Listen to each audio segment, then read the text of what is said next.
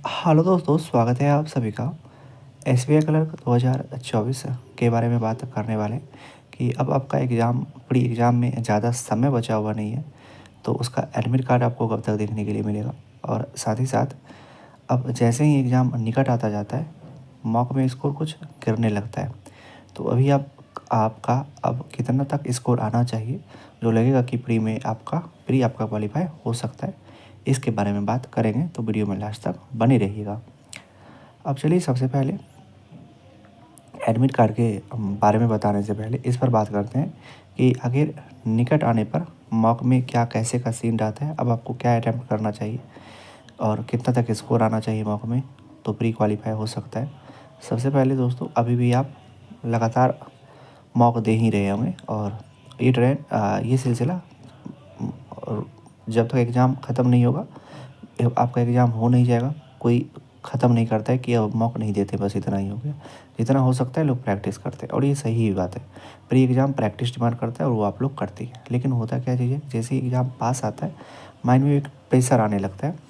जो आपका शुरुआती जब नोटिफिकेशन आता है उस समय मौका देते हैं तो वो प्रेशर नहीं रहता है। लेकिन जैसे ही एग्ज़ाम निकट आता है, पास आता है, तो आपके माइंड में एक प्रेशर आ जाता है और इस प्रेशर के दौरान होता क्या चीज़ है कि आप मॉक में कुछ गलती करने लगते हैं। आपका कैलकुलेशन मिस्टेक ज़्यादा होने लगता है, इसीलिए आपका मॉक में स्कोर स्कोर जो होता है वो कम गिरता हुआ नज़र आता है कि पहले हम इतना स्कोर करते थे, अब मेरा इतना ही हो पाता है। अब क्या करें? सबसे पहले दोस्तों प्रेशर का बात करते हैं। प्रेशर तो आपको एग्ज़ाम में भी देखने के लिए मिलेगा, तो प्रेशर तो लेना ही नहीं है। आप प्रेशर लेकर भी कुछ नहीं कर सकते और नहीं लेकर भी कुछ नहीं कर सकते। तो सबसे अच्छा कि प्रेशर नहीं ली, एकदम माइंड को कूल रखिएगा, शांत रखिएगा। वो चीज़ एग्ज़ाम में भी करना पड़ता है और वो चीज़ अगर अभी मॉक में हो रहा होगा तो मॉक में वही चीज़ करना रहता है। अब बात आता है कि मेरा गलती ज़्यादा हो जाता है, इसको कैसे कम करें।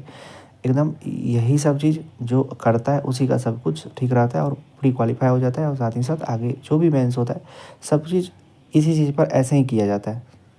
होता क्या चीज़ है कि आप में 3 सेक्शन इसमें देखने के लिए मिलेगा।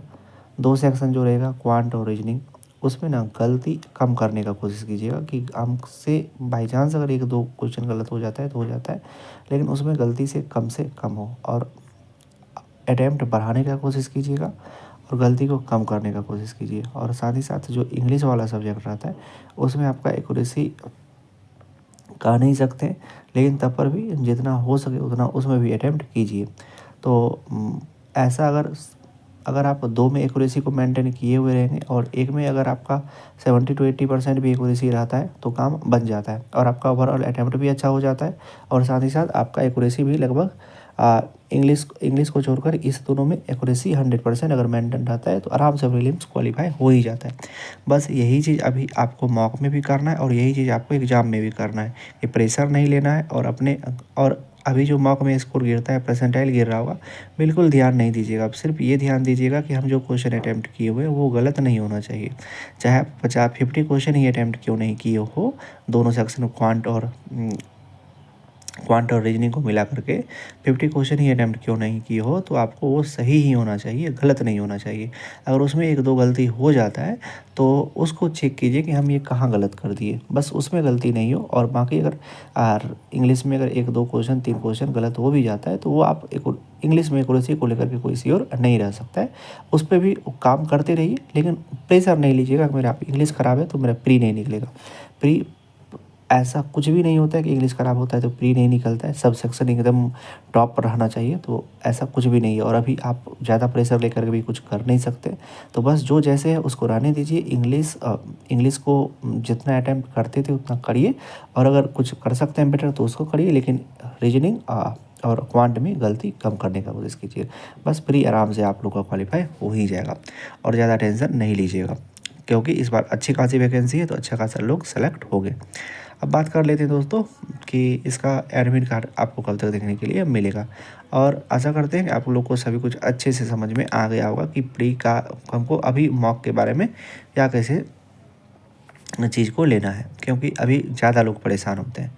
अब बात कर लेते हैं एडमिट कार्ड के बारे में। जनरली जो इधर 2-3 साल से देखा जाता है कि जो एग्ज़ाम डेट होता है उसी से आपको 10 दिन 11 दिन 12 दिन पहले आपको एडमिट कार्ड देखने के लिए मिलता है।